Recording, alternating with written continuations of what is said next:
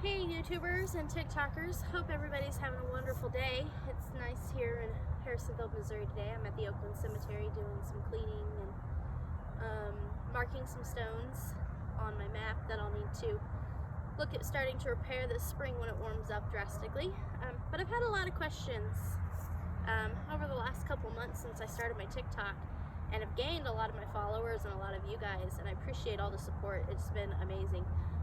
But my biggest question is, what products do you use? What's your process? What do I need to get if I want to do this at my family's cemetery, if I want to help take care of their headstones? So I'm going to run through those real quick today. I am going to preface this video though, before I move into products, with two things. We go into a cemetery with permission. Contact your local historic society if you can't find the contact. The county historical societies almost always have some form of contact on record for a cemetery. Then if they don't have it, they can point you to who does. The other thing we go into a cemetery with is the do no damage or do no harm concept. We don't want to damage these headstones. Many of them are hundreds and hundreds of years old.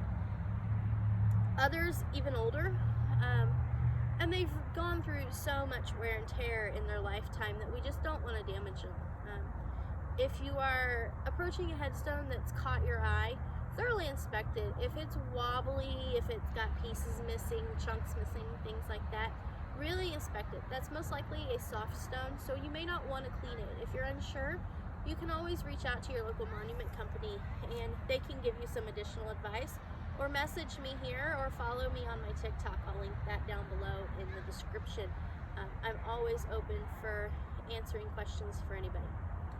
So now that the nitty-gritties are done and we've talked about the contacts and all of that stuff, let's just run through real quick my process, the products I use, that kind of stuff.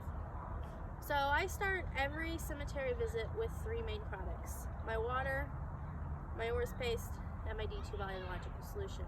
I carry a 3-gallon sprayer. You don't have to carry a 3-gallon sprayer. They make 1 gallons, 2 gallons.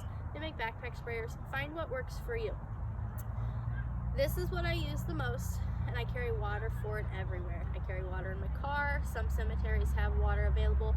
Most I go to do not. Then, once I've wet a stone, I follow it up with the Orvus Paste. So this is not really a paste. It's more of a very thick gel compound, and when it gets cold, it gets solid. So you want to keep that warm, or you want to keep it mixed with a fair amount of water at all times. I usually keep it in a spray bottle, but my sprayer broke, so right now I just kind of pour it over the headstone I'm cleaning. This is the product I use next, or first. I always start with the Orvus when I'm cleaning. The Orvus helps kind of break down the gunk and the grime and that kind of stuff. The other product I use is the D2 biological solution.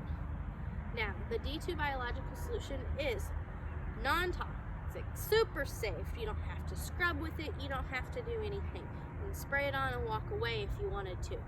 We don't. We like to remove the gunk and the grime, so that way the D2 can actually get down into the pores of the headstone and actually do their job. I don't know if you can see that or not, but this is what your national monuments use, your Arlington Cemetery, places like that use this solution right here. It's proven safe for headstones. I put it in a sprayer, just like that one. It's a small one. I have it set up so it spans out over a headstone pretty quick. I usually just 1-2 quick passes, and away we go. This 1-gallon jug lasts me a really long time, because I don't use it to scrub initially with. Now, my brushes and my scrapers. A lot of time in my videos, you'll see me wet a headstone, and then you see me scrape all the moss and stuff off of it. I use a plastic putty knife. 50 cents, 25 cents. I can order them off Amazon for like 15 cents for 1,000, I think. From there, rinse it off, and I move into just my hand scrubber. Dollar General, $1 in their dollar deals bin. I buy these constantly. Then I keep a same thing, dollar deals, Dollar General. It's a little bit firmer, and it just helps get those little bit tougher spots that I can't always get off with my green brush out. I do keep rubber gloves in the event that I've been cleaning all day and my hands are getting raw. As you can see today, I have on regular gloves, and there are some days it's a little chillier and I will keep more of an insulated glove. These are the only ones I have that are not waterproof. Now, I have so much more stuff in this cart we're not going to touch on today. But if you're just a hobbyist wanting to just get started, these are the products that I recommend you start with. You don't have to. You can use just water. Water and a stiff bristle brush like this will make a drastic difference and improve the life and extend the life of a headstone tenfold. Because you're getting all that gunk and grime off there, and you're allowing those headstones to do what they're designed to do by nature. Absorb, breathe, flush.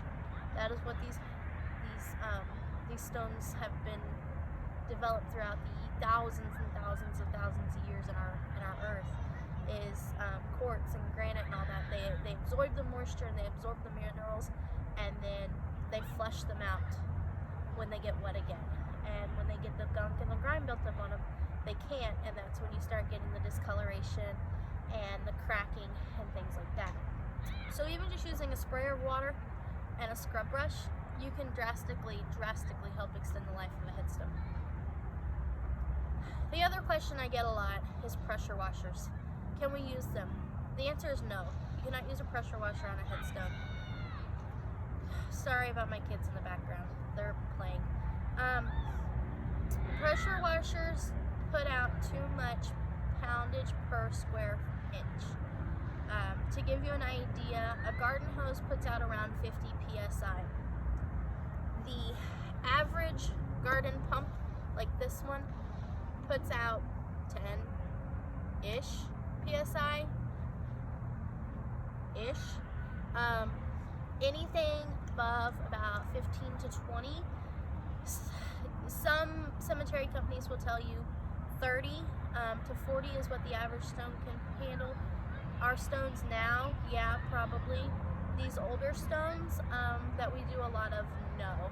So even with the argument that you can change the nozzle and you can change the output, you cannot get the PSI of a pressure washer down far enough to help with not damaging the stone and chipping away the particles of the limestone and everything. So hopefully that clears that up for everybody. But like I said, if you have any questions, feel free to message me here, drop it in the comments below, or shoot me a message over on TikTok. I'm pretty active over there quite a bit as well.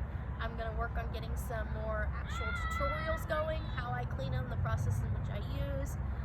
That way you guys can see them start to finish and everything. So I hope everyone continues to have a great evening.